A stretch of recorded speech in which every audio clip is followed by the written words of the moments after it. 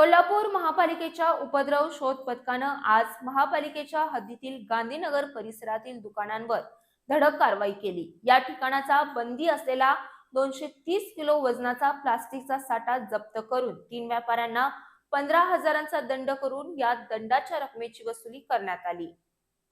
बंदी असलेल्या प्लास्टिकचा वापर करणाऱ्या व्यावसायिकांविरोधात कोल्हापूर महापालिकेच्या उपद्रव शोध पथकामार्फत धडक कारवाई सुरू करण्यात आली आहे। या मोहिमेअंतर्गत महापालिकेच्या हद्दीतील गांधीनगर परिसरातील दुकानांची या पथकामार्फत आज तपासणी करण्यात आली। यामध्ये सद्गुरू पॅकेजिंग, आनंद ट्रेडर्स आणि अवतार ट्रेडर्स या दुकानात सुमारे 230 किलो वजनाचा अंदाजे 75,000 रुपये किमतीचा प्लास्टिकचा अवैध साठा आढळून आला।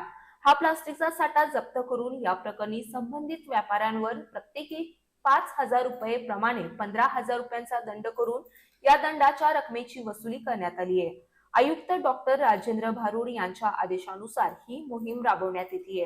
बंदी असलेल्या अवैध प्लास्टिकचा साठा करणाऱ्यांवर दंडात्मक कारवाई बरोबरच कायदेशीर कारवाई करण्यात येणार आहे, असा इशारा महापालिकेच्या वतीनं देण्यात आला आहे।